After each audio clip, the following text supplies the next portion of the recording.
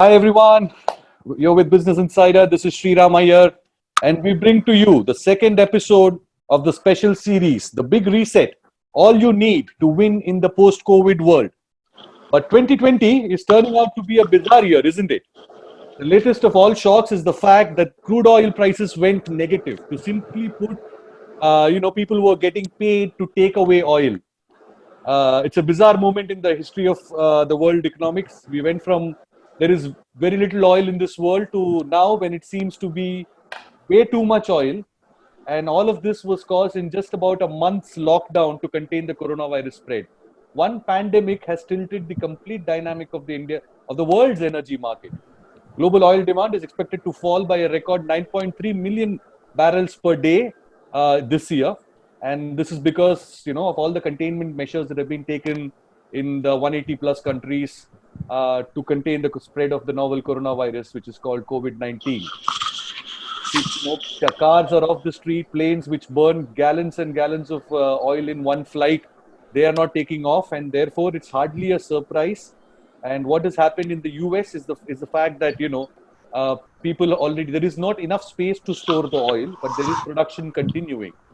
How does all of this change your life? How does this change the dynamics of your investments? And if you are corporates and you are analysts who are watching this space, investors, how should you plan your next phase of investment? And how will this play out in the days and years to come? Will this crash be short-lived as we are seeing, or is there a new normal? Where is the middle point of all this, the volatile period that we are living in? And to discuss all of that, we have a panel of eminent guests with us today. Deven Choksi from KR Choksi Securities, one of the last words in India's energy market. We have Mihir Sharma from ORF, our partner in this special initiative that we have undertaken. And this is only the second episode. We will bring to you a lot more in the days to come. Thank you, Mihir. Thank you, Deven, for joining us. So let me start with you, Mihir. To put it simply, what do you think? There are a lot of questions out there that a lot of young people, laymen, are asking. That is it true that am I going to go to the petrol pump and get petrol and some money when I come back? Obviously, that's not the case. Can you simply explain to our viewers why won't it play out like that for the Indian consumers? I think it's important to recognize that the oil market, of course, is a large and complex thing with many different prices for many different kinds of oil at many different places. What we saw yesterday was one particular oil price, the price of what's called West Texas Intermediate, for delivery in the month of May, dipped below zero, and it dipped below zero because yesterday was the last day to close contracts on delivery in the month of May. It so happened that for delivery in the month of May of that particular kind of WTI to be picked up in a small town in America, that was already saturated. People had enormous amounts of oil on hand, so they had to have it taken away so they could start filling up their storage with what needed to be produced for the next coming months. It's a reflection of the fact that a large part of the oil market is under strain.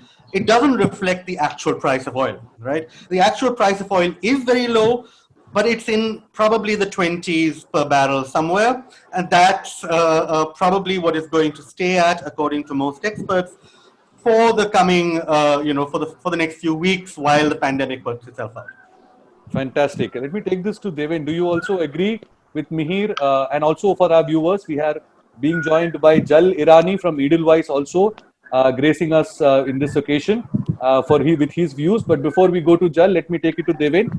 To the most important question that's bothering the markets. What is the fair price of oil at this stage, according to you? Right. Well, I think the crude oil prices for different countries, they remain different at the oil well head levels for the production.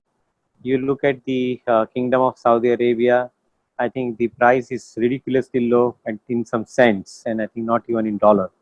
Yeah, can we just further, because it's a very interesting detail, Deven, I'm sorry to butt in there. For our young viewers who are watching, Saudi Arabia, spends 3 cents to produce a barrel of oil. Am I correct? That's right.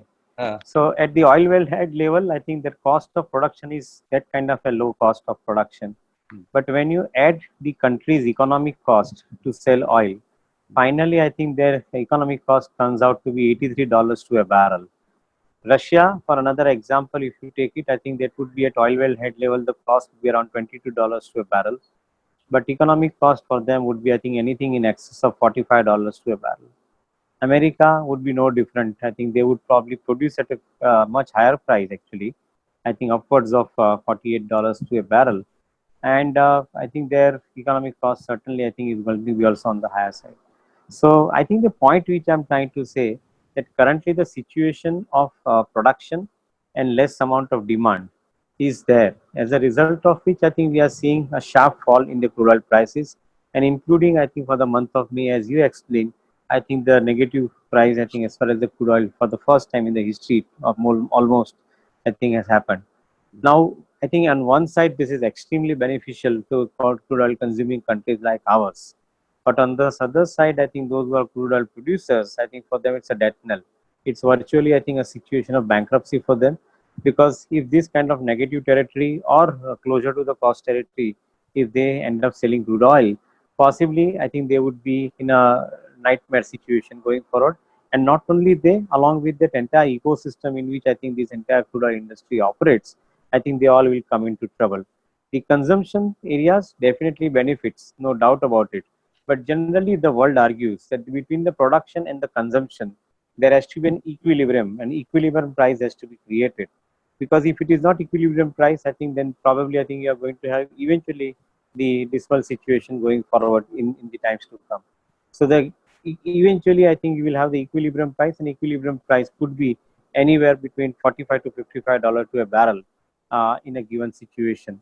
So if I have to hazard a guess here and put across, somewhere I think when the pandemic situation comes down, and I think before the winter sets in, you might probably see the crude oil prices, I think, going up to closer to the equilibrium level. One can't be pinpointedly sure as to how much it would be, but I think closer to equilibrium level. Another point which I would like to put across for your viewers, that world has put in enough amount of stimulus into the system, which means that I think the excess money is going to be made available to one and everybody for, I think, the spending. And if 2009-2014 period is something to go by, when America printed and gave stimulus of around $900 billion plus, currently the world has printed and I think given the stimulus of around $5.5 to $6 trillion. So it is almost 6 times. If this money has to get deployed, then probably every other asset class would find huge amount of money getting attracted to it. And such kind of, I think, equation is definitely an invitation to some of the players to come into and deploy the money, and probably, I think, bring up the prices of this commodity. So I would think that I think this advantage that a country like India is having currently, I'm afraid we may not be able to enjoy it, I think, throughout the year. Probably, I think, somewhere between July to September quarter, we'll have to keep our views once again recheck on this particular aspect. So there are 2-3 points that you made, Deven, just to summarize for our viewers who are probably joining us right now. The fair price of oil is likely to be $45 to $50 at the end of this pandemic. What do you think that end is? Enough amount of, I think, the calculation and mathematical and statistical models are going on in different parts of the world. Like, interestingly, Times Network yesterday covered a model for India. And according to them, I think somewhere in the middle of May, the COVID situation is going to peak. And probably somewhere, I think, during the following months where there are more stress states are and the spots are, they may probably continue, but they will probably continue and drag till August. So that sounds absolutely very, very optimistic, and sounds, I think, very, I think, good to hear as far as our ears are concerned, that in India, probably we should get out of this particular situation sooner than later. Rest of the world, I think they are basically talking about somewhere by 10th of September on different models that they have created. By somewhere 10th of September, they are calculating that I think this situation might come under control. That's what I think they are saying.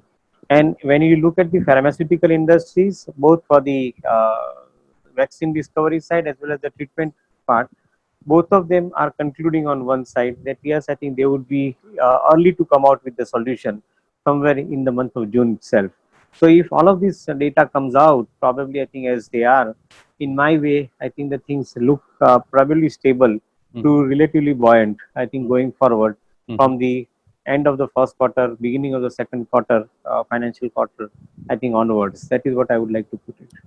So let me take this to, and another point that you made, I want to come back to that, but let me take that question to Jal instead and just ask him if he agrees with you that there is a lot of money that is getting printed right now to save this world from an economic crisis, from an economic crash, and that money is going to inflate the prices of every asset class.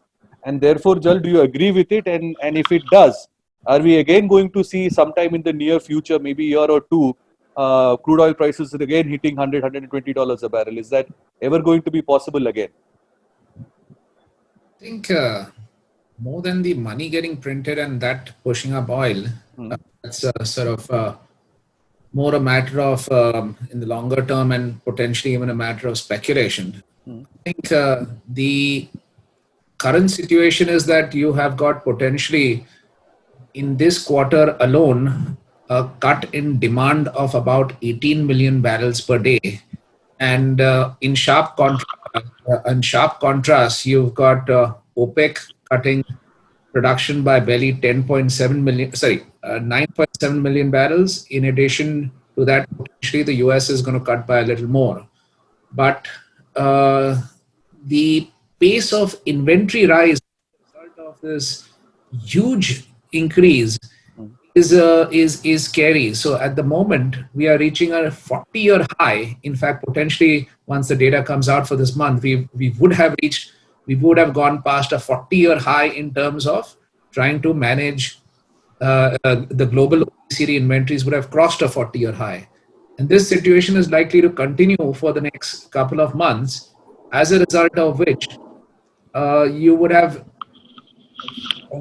gone to a situation where you don't have a single barrel of storage left, whether in strategic reserves around the world or even floating, which is a very expensive proposition. So at the moment, one is trying to sell crude as fast as possible, and sell crude as fast as possible, but just not managing to do so. Now, at some stage, you're going to have a crossover. So essentially, your production cuts are likely to continue. Shale is in a position to, after OPEC cut production fastest, but then at the same time, it takes some time. US rig count has halved year on year. Even week on week, it is down about 15-16%. That still takes at least 3 months, if not a year, to actually cut production. So you're gonna continue getting the production decrease. And at some stage, once COVID dies down, you're going to get a demand increase. And at that inflection point, you could get a massive increase in oil prices. But I think, as Devin alluded, I look at a long-term oil price in the region of about $42 to $50.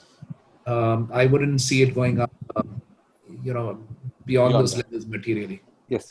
I agree with you. I mean, there is definitely a demand squeeze that right now, which is causing this fall.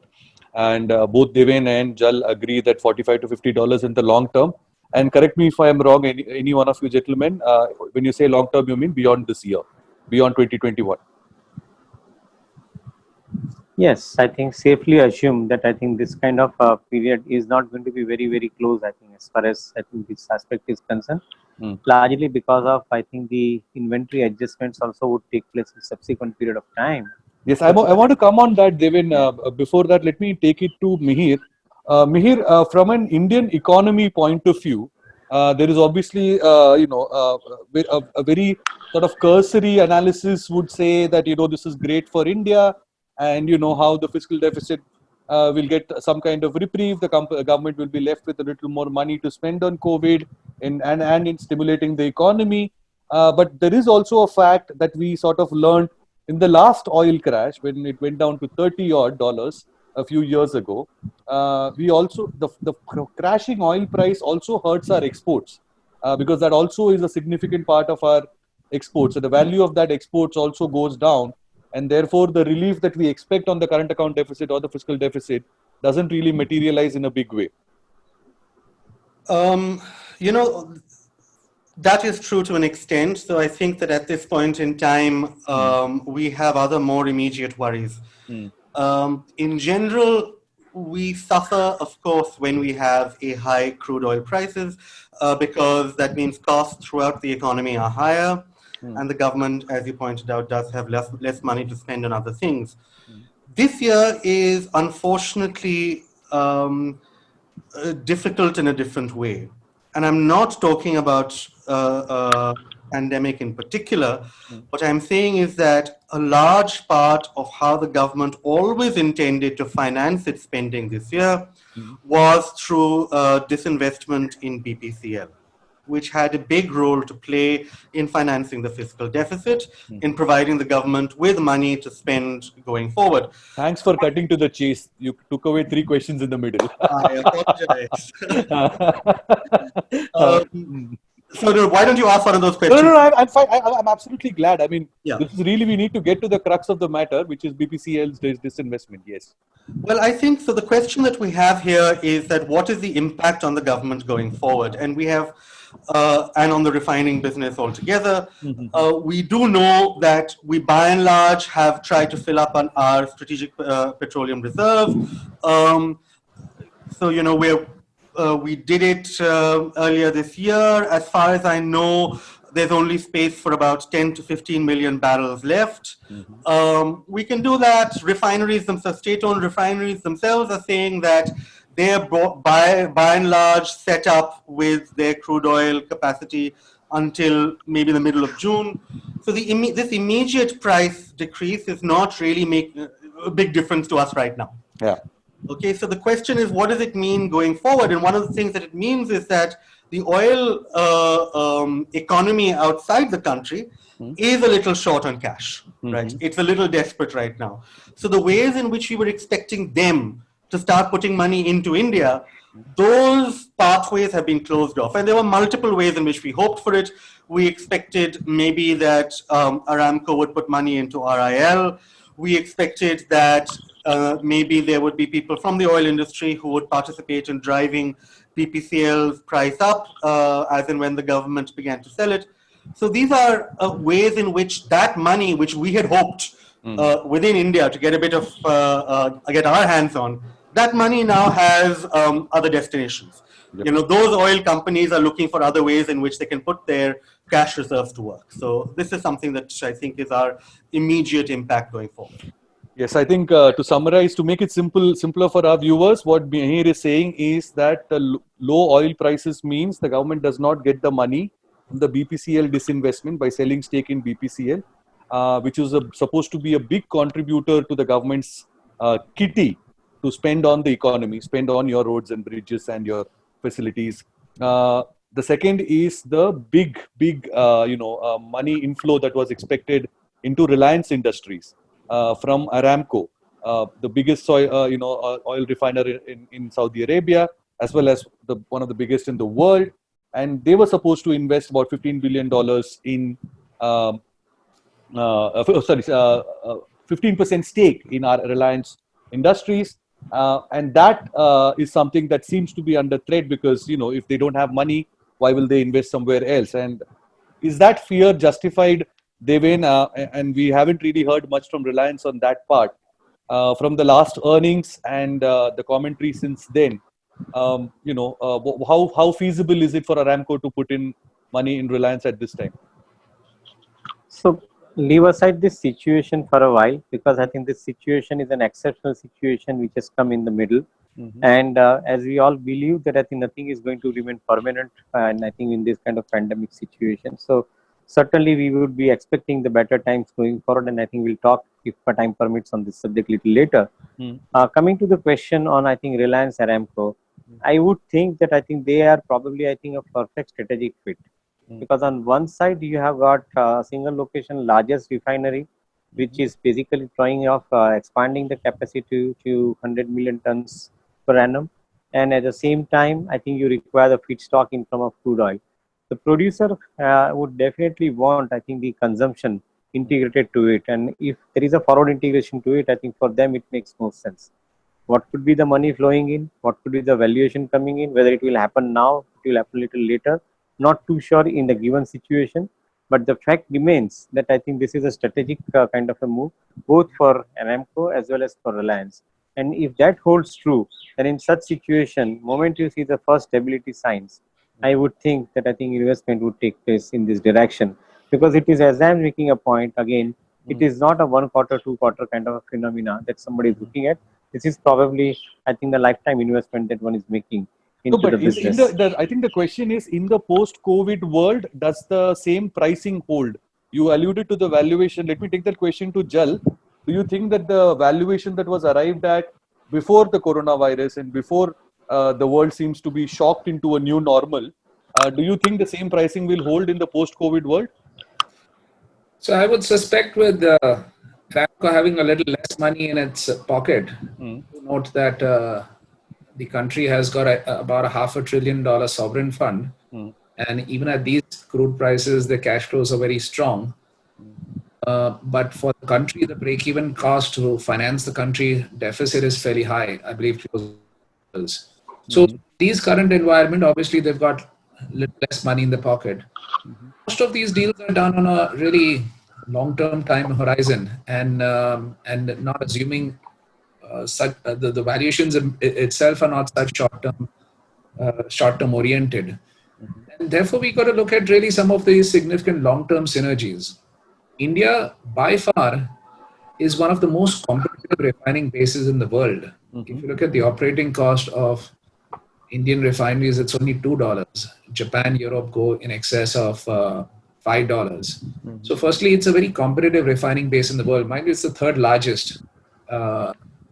Secondly, it's the fastest, it's the fastest large growing market in the world.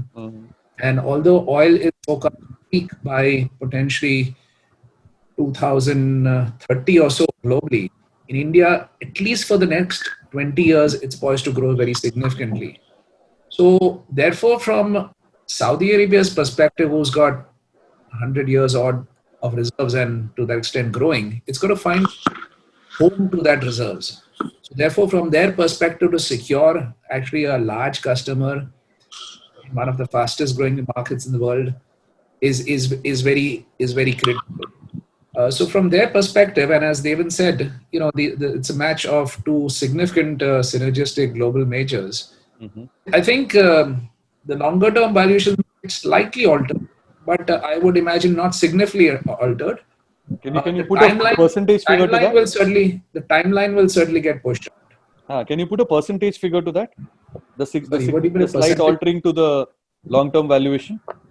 I would say very difficult to say. I know that one was looking at 20% stake sale at $15 billion.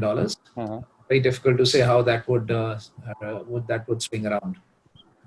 So will it fall by, do you have any back of the envelope calculations on that? Afraid I haven't done any specific calculation. That's okay. I was just, it's my job to look for a headline. Sure. So I will try to do that. But Devan, there is also the other set of problems, right? While it is very easy to cheer for low oil prices, India being a net importer, the fact of the matter is that a lot of oil was already bought, and that oil is now worth zero, or at least closer to that. And which means companies like Indian Oil, BPCL, HPCL have to write down the value of their inventory to a level that can cause huge losses, accounting losses in their books. And I think that is something that we are to expect in this quarter and the upcoming earnings, which is going to be announced this month, and also in the subsequent quarters.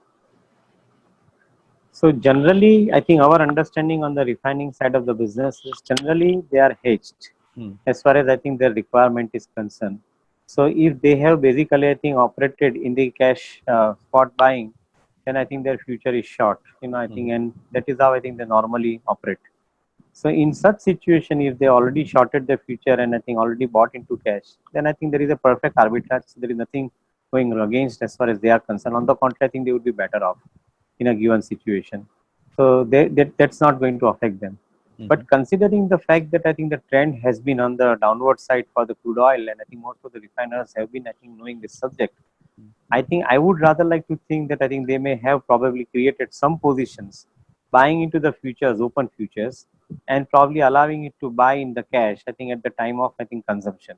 So should that be the situation, then it's a double benefit, because I think your future, suppose giving an example that you ended up buying a future at $22 unhedged, and I think today if the oil is available at minus price, then in such situation today you buy in the cash minus price, and I think allow your future to lapse. So I think $22 gone, and I think you bought it at $37 minus bought it. So that is a $15 worth of saving that you did. Now this is theoretical. Let me put it this way to explain the example to people. I think I'm putting these numbers. In normal, I think it doesn't happen that way. But the fact remains that I think one who is a smart trader, and companies like Reliance, they open Singapore markets every day morning. As far as I think Asia is concerned, they are the ones I think who are smart traders on oil, and I think they know exactly where the trend is going. I would like to rather believe that instead of losses, I think they may probably end up putting in some money into their pockets with this kind of trend that they saw. But Also, as I said, I think I don't have that may be true for Reliance, like you said, a private company owned by a tough boss like Mukesh Ambani. There is a certain accountability for the money that is being spent. Can we expect the same amount of diligence at a PSU like IOC, HPCL, and BPCL of making good the losses? I'm not trying to I think indicate that I think everybody is basically I think putting their unhedged positions into the system. I'm not trying to say that. I'm just giving an example to the users or the viewers. In this case, I think most of the companies would normally not like to keep their positions open. They would like to keep their positions closed. So to an extent, I think that is not going to be a situation where they'll be incurring losses.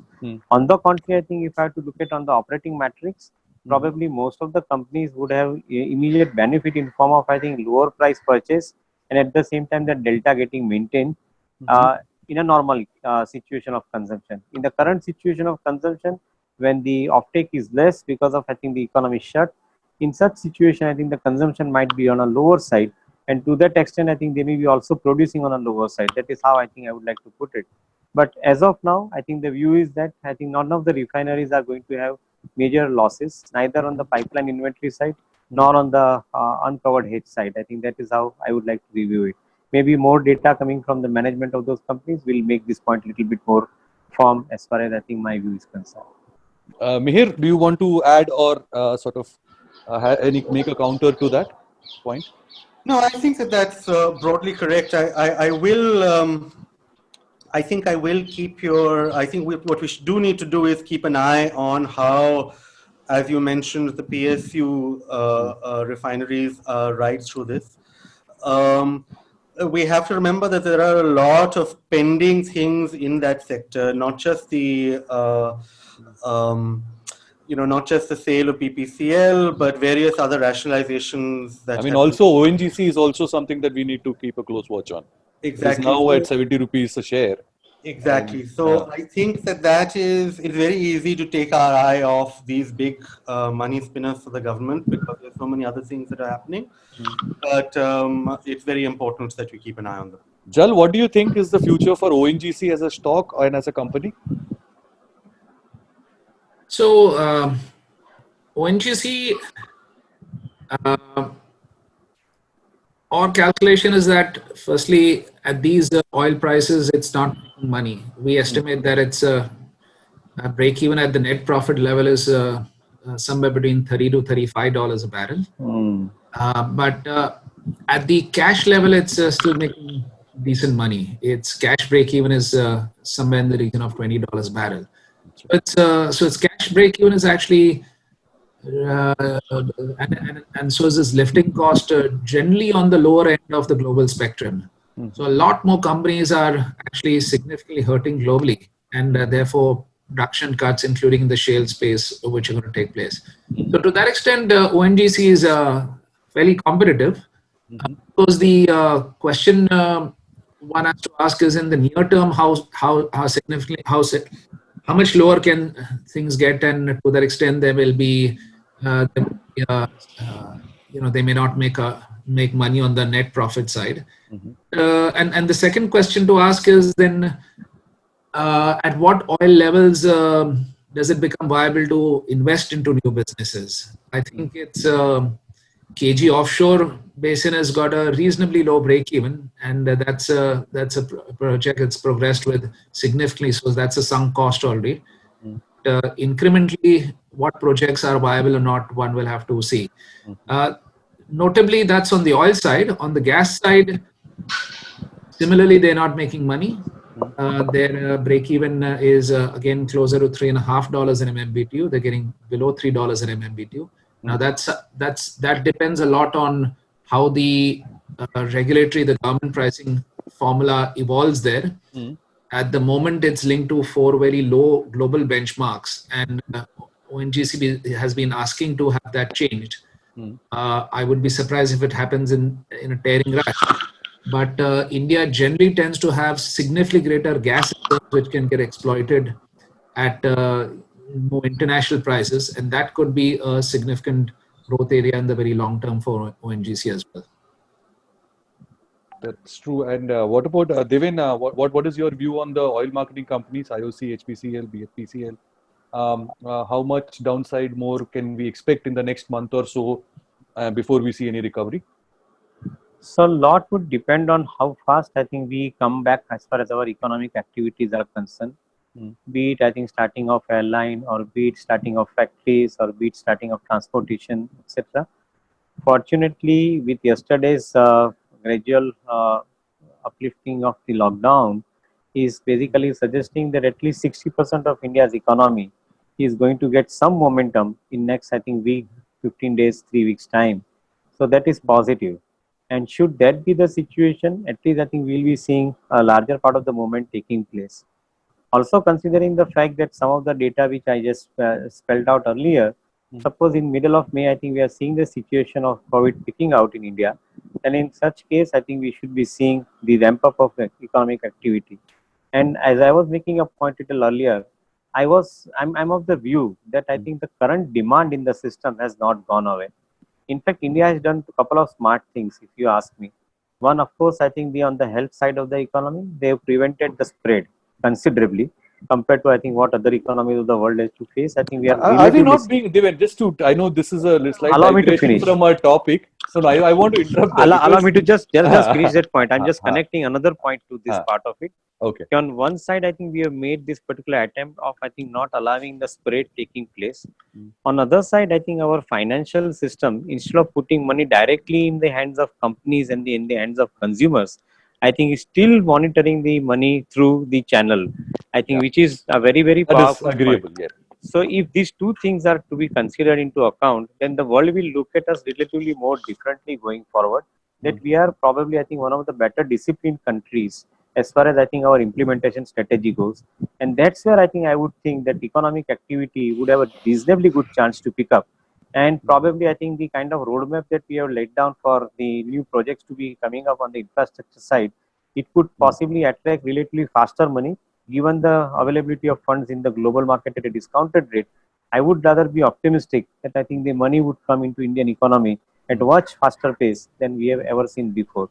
So keep your fingers crossed on this aspect. I would like Behir to counter that in 1 minute. But before I go to him, I just one point both to Mr. Choksi and Mr. Irani. What is the fair price for Reliance Industries at 1,220 rupees? Is this a share that people should buy, or is it something that they should wait before to see lower levels? So we have a buy recommendation. I'm forgetting our exact target price. I think it's somewhere in the region of 1,500 odd. Now, essentially, Reliance is one of the most competitive companies in the world. And in this environment where liquidity and cash flows are also going to be, just survival is going to be a significant issue. What we're clearly seeing is that funding is going to the larger companies, and the recent 8,500 crores, $1.1 billion raised by Reliance is testimony to that at a fairly competitive interest rates. So Reliance is going to actually gain. Reliance is a good buy at any price, but what is the optimal?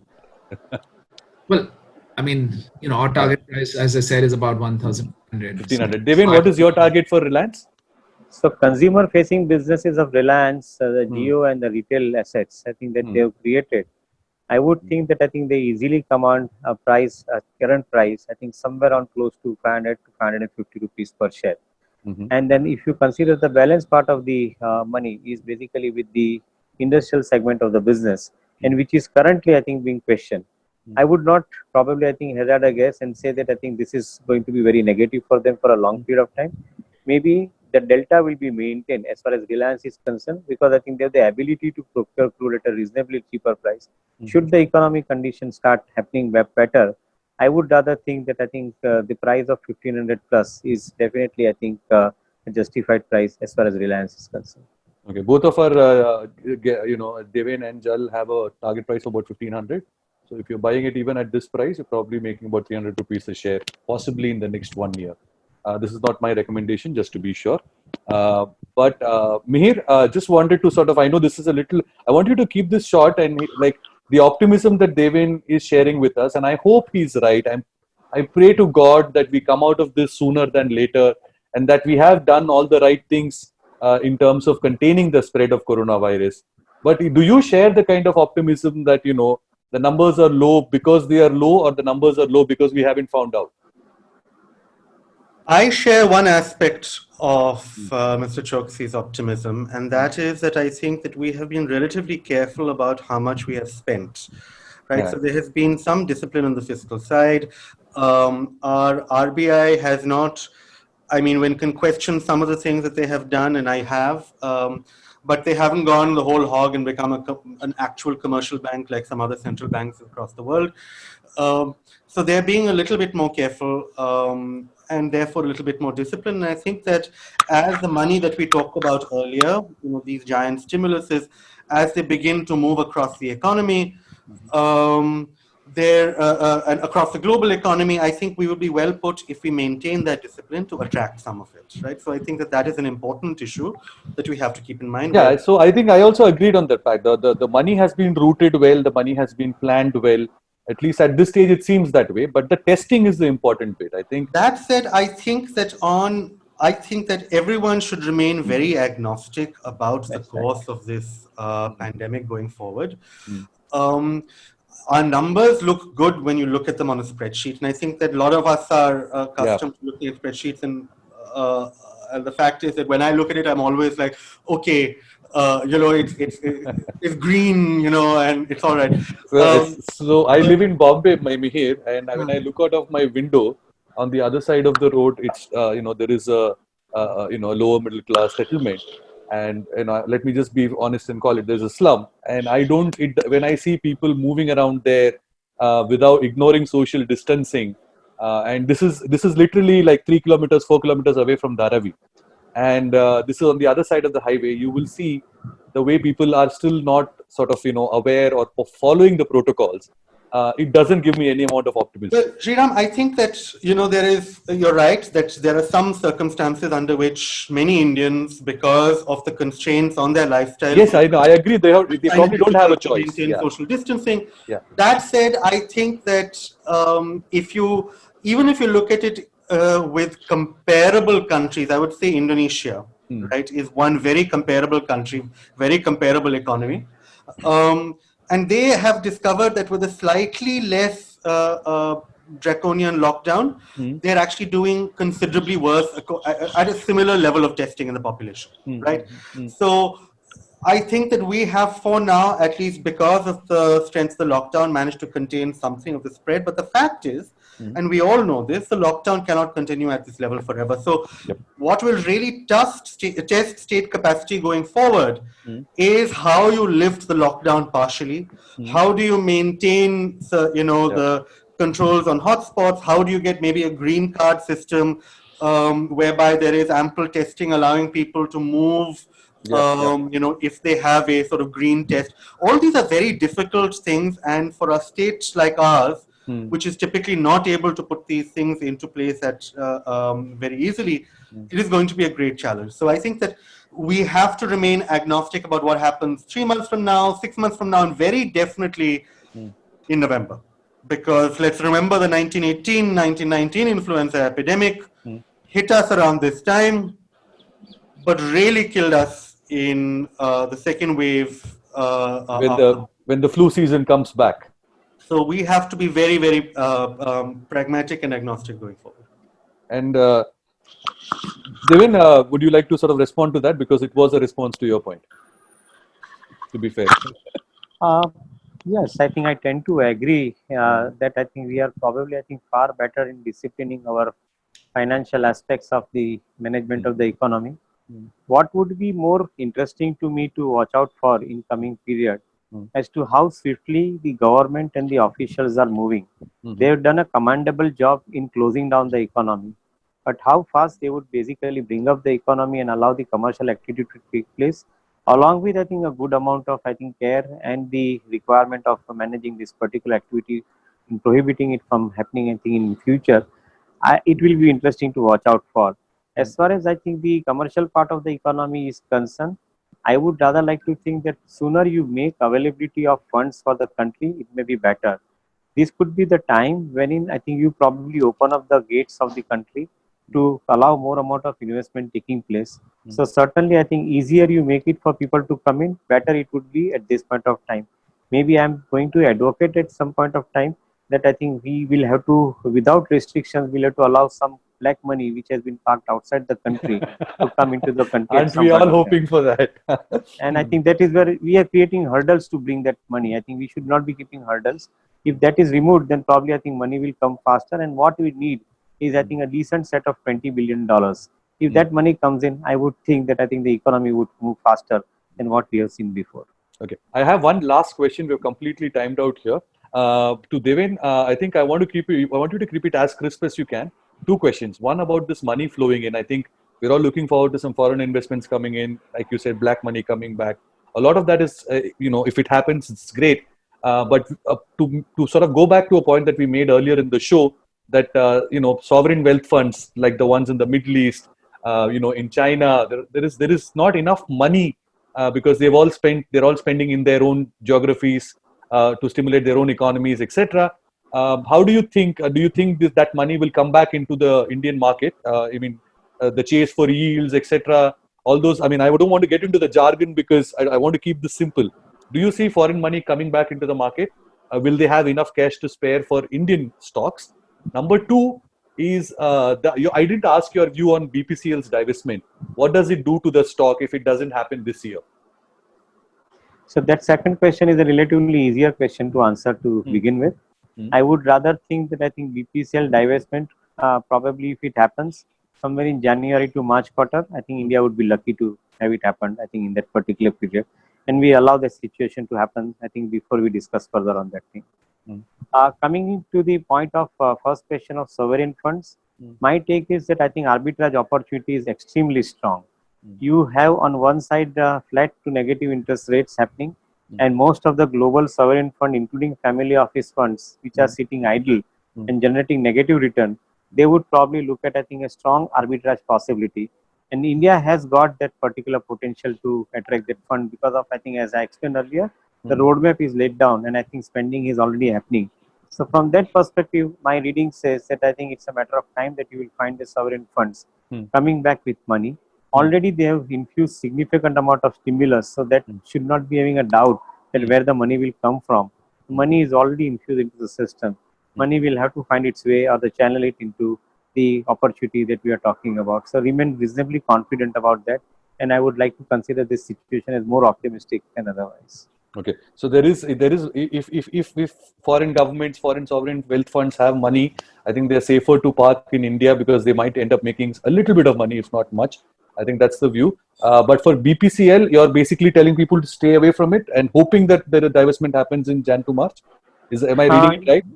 I'm saying that I think Jan to March the disinvestment take place. I think, and in between till that point of time, I'm not saying that you buy or sell because that's not my job to recommend at this point. No. I'm just saying, as an investment thesis, does it make sense? No. I would rather stay comfortable with likes of Reliance if I have to put my money. Fantastic. And Mihir, do you want to make a closing comment on this? Well, yes, I think that I absolutely agree with this broader point that in the next, our priority as an economy and as a nation almost right now should be to soak up as many of these excess funds that are going to be wandering the globe as possible. That has to be almost on a war footing. We have to roll out the red carpet for this because we desperately need it. We've run out of, I think, local savings. Whether it is, and let's be frank, relaxing KYC norms in such a way that you can allow some of the money to come in that has been disincentivized, or I think we have to go out and speak more directly to sovereign wealth funds. I mean, it is absurd that at a time like this, we also get the news that the Norwegian pension fund is reducing its weighting of emerging bonds, right, in its portfolio. We need to be working to make sure that India is the exception in the broad emerging market rule. But it's also a risk aversion, right? It's a lot about the mood. It's not really, I don't think it's thought through. But that's exactly right. We have to break out of that box where India is a risk on play. Yeah. Right. And I think that some of what we have done so far to the financial sector, which is almost, which is so careful, which has not been over the top, that is could be part of the strategy. If it is a whole strategy to say, we are not like other emerging markets, and especially if you go to the big buyers and make that point, it's worth trying. Yeah. So with that, we're coming to a close of the second episode of The Big Reset, All You Need to Win in the Post-COVID World. We had some exceptional insights from Deven, Mihir, as well as Jalirani. So I want to summarize this quickly in 30 seconds, and I'll try to do my best. But if I don't, then this video will be put out separately in its entirety, as well as in highlights of it, which will keep track of Business Insider, and you will get all of it in whichever platform you're on. But in the meantime, for those who joined us late or are wondering what this conversation is about, it's about the oil crash that happened, where it went down to the negative level. I mean, people were being paid to take away oil. It is easy to cheer for it and think that it benefits India in a big way. But the fact of the matter is, it also brings a lot of problems for Indian companies and the government. Like Deven and Mihir highlighted, the stake sale in BPCL, the government was supposed to sell a stake in that company. That might get delayed. Reliance's deal with Aramco might get delayed. A lot of export value might go down. India also exports a lot of refined oil. But we are ending this on an optimistic note, saying that, yes, there are these problems, but at the end of it, a company like Reliance is one of the, has one of the best refineries in the world, and therefore it will be able to do a better job of it and be a safer bet even in these troubled times when crude oil prices are negative. BPCL's divestment might still happen maybe in Jan to March, but until this time, let's be a little safe and park our money in safer stocks. And more importantly, for sovereign wealth funds, which are looking to park their money, make some money somewhere, India might be your destination. I think that was the last point that was made on this show. And we also had some outlook on specific stocks, etc., which we will cull out and bring to you in shorter formats. So stay tuned to Business Insider. Help these insights form your opinions on how to deal with this crisis, and as well as how to make investments that make you richer in the days to come. All the best. This is Sriram Iyer signing off.